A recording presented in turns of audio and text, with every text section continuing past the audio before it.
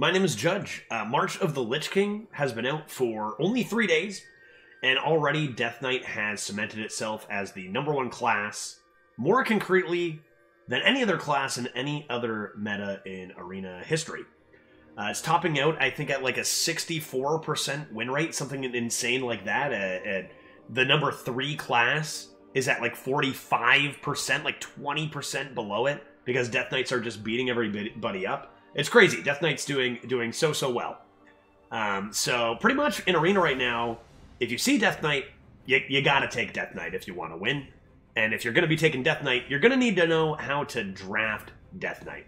I've already locked up 2 12-0s and a 12-1 Death Knight, and honestly, that 12-1 probably should have been a 12-0 too. And in this video, I hope to share a couple key drafting strategies, just a few that helped me accomplish this, and I hope can help you accomplish some great runs as well. Before I start, just 3 quick things. 1, if you have not beaten the Death Knight prologue, and are wondering why you are so unlucky in not getting any Death Knights offered to you in Arena, the reason is you have to beat the prologue before you'll be offered Death Knight in Arena. It doesn't really tell you that anywhere, and I'm not even 100% sure it was intentional, but it is the case. So go and beat that prologue if you haven't already, or else you will not get what is by far the best class in Arena. You're welcome. Second thing, I just want to go through a quick reminder of how the rune system works in Arena, because a lot of people are either still a bit confused on that or don't really know how it works for Arena specifically. So pretty much when you're drafting a Death Knight, every deck can contain a maximum of 3 rune slots. This is the same as standard. These 3 slots for the deck just dictate which cards of particular runes can be included in the deck. So if your deck is a triple blood deck, you can only have cards that are single blood rune, double blood rune, and triple blood rune. You can't have any unholies, you can't have any frosts, regardless of how many they are. Okay. You can also have a frost, unholy deck, and then you can have a single frost card. You could have a double frost rune card. You could have a single unholy, but you couldn't have a double unholy, because that would break the rules of frost, and 1 unholy. Also no blood. So you gotta be following the rules that you set with the cards you draft. So you draft, say, a card, to make it nice and easy to understand, you draft a triple blood card in your Arena draft on pick 1. That means the draft will not offer you any frost or unholy rune cards for the rest of the draft, because it will not offer you a card that does not fit your deck archetype. And the third thing is, hey, have you been enjoying the content lately? Because boy, I'd sure appreciate if you'd go and hit that subscribe button and that thumbs up button. Sure would be doing me a big favor.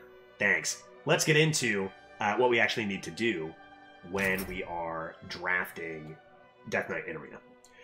So before we worry, because I know everyone is going to be like, okay, what combinations are the best? Before we worry about what combinations are the best, first things first is you do not force rune archetypes. You do not force them. We want to lean into certain directions if possible, but we don't want to force it. If you force archetypes, you're going to be doing 2 things. You're going to be making it more consistent that your overall deck is worse quality, and you're going to be leaving yourself with less possibilities in your draft, which is a big deal.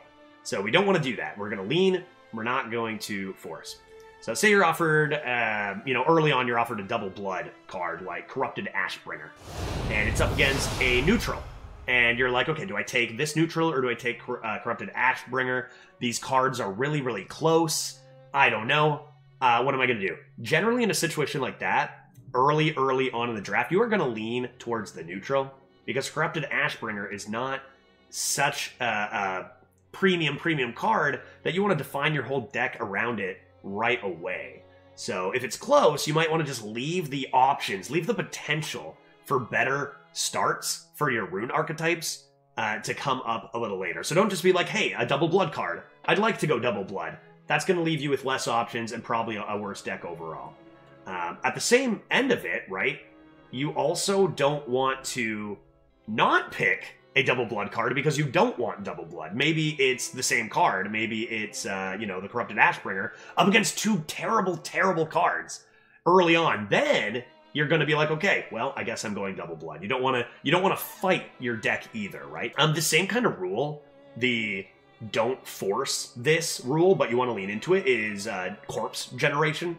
Yeah, cards like, you know, Spider on 2 are really, really good for generating corpses. There's a few Reborn minions. There's, you know, extra tokens all over the place. And those are great for generating corpses, but you don't want to just pick cards that have tokens because they have tokens. Again, it's all about the quality in comparison to your other picks. So, like, say you've got a Nerubian Swarm Guard, and it's up against a Plague Strike. You might be like, okay, both are Death Knight cards, and I want to generate more tokens. I'm going to take the Swarm Guard. And that would just be a mistake because Plague Strike is so superior in quality that it's not worth the extra corpses. But if you've got, you know, that versus an okay 3-drop or something like that, or something that's fine, yeah, sure, okay. If it's close in quality, maybe just lean the corpses. Great, okay, so I can't stress this enough, we're not forcing archetypes, but what are the best archetypes? So the general rule is try for a 2-1 combo. Staying away from triples, staying away from singles. Triples are fun, but they reduce the possible quality of the entire deck, especially if you lock into them early. There are some really big, fun, powerful triples, but there's a couple issues with triples. One, most of them are epics and legendaries, which are going to be very tough to find. And the other, leaning into that, is you are going to make it very, very difficult. You're going to be turning down so many really, really strong single rune cards. So imagine you have a triple blood deck. Great, you have one triple blood card. That's awesome. But most of your cards are not going to be triples. Most of them are going to be doubles or singles. And then instead of your one triple card, you could have had, you know, maybe a whole bunch of other singles offered that could have worked for either Frost or Unholy. And there are a lot of really, really powerful ones. You're giving up on a lot of good quality when you lock into a triple. Again, sometimes when you're not fighting your deck, you're forced into it, right? Like your pick 1 is a really good triple against 2 terrible cards. Yeah, okay, you're going to lean into that. I had to do that with Frost pretty recently. It worked out pretty well. Every archetype is viable, but this is about maximizing the chance at making your deck the best you can. So 2-1 combos are the way to go, and the order it goes in is Unholy is the best, Frost is second, Blood is last. Again, you can get some really good combos, really good decks in any archetype, but that is the best way to maximize your chances at getting the best deck. And the reason is there are simply more good Unholy cards than there are good Blood cards. Regardless of how good those individual cards are, there's more good Unholy cards. Particularly going for 2 Unholies and one of either of the others, Frost would be my number 1. 2 Unholy, 1 Frost is in my opinion, the way to lean if you can. We look at Unholy doubles, and we've got an Unreal list, cards like Tomb Guardians, we've got Army of the Dead, we've got Stitched Giant, we've got Ymjar Deathbringer, all 2s, a really, really solid list, and then you add that to the list of really, really premium, especially single Frosts, and a few single Bloods. The single Frosts, we've got Remorseless Winter, Acolyte of Death, Rim Sculptor, Glacial Advance, Howling Blast. In fact, most of the best cards in Frost are singles. And then Blood, we've got Gnome Muncher, which is a great card, Heartstrike, Noxious Cadaver is really, really good. So a lot of really good ones. And again, if you went 3 Unholies, you'd get a lot of those good Unholy cards, but you'd miss out on this great pool of singles. So yet another reason to go like a 2-1 combo rather than triples or all singles is going to lead me into my next and kind of final hint at points in drafting Death Knight, and that is you really, really want to right now prioritize Discover cards. Discover cards in Death Knights right now are insane. Like, you, number 1, prioritize these Discover cards. So why does that lead into a 2-1 combo? Because there are, for each rune archetype, there's one just unbelievable premium 2-rune Discover that just, some of them, they just win games. For Frost, you've got Frost Strike. For Blood, you've got Hematurge. For Unholy, Necrotic Mortician. All of these are doubles. And so if you're going a 2-1 combo, no matter what, you have these as options for your draft. And these cards are just the highest priority Death Knight cards out there. A great reason to have a 2-1 combo. And a big reason is these Discovers do not follow the same restrictions as your draft does. So you can Discover, regardless of your deck archetype, and get a triple rune from any rune type. And with a Discovery, it's easier to find those tricky legendaries and epics that were going to be tough to find in your draft.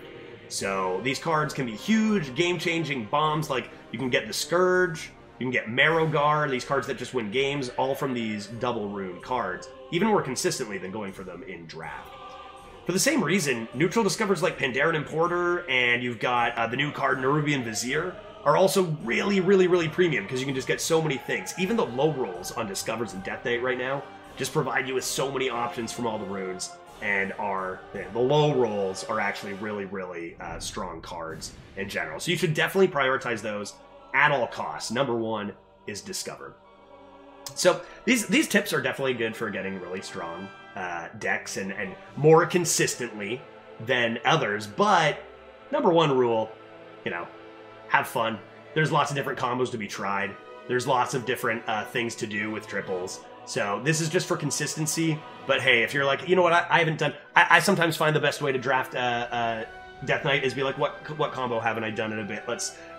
Here we go. But the main takeaways from this video are don't fight your deck and don't force.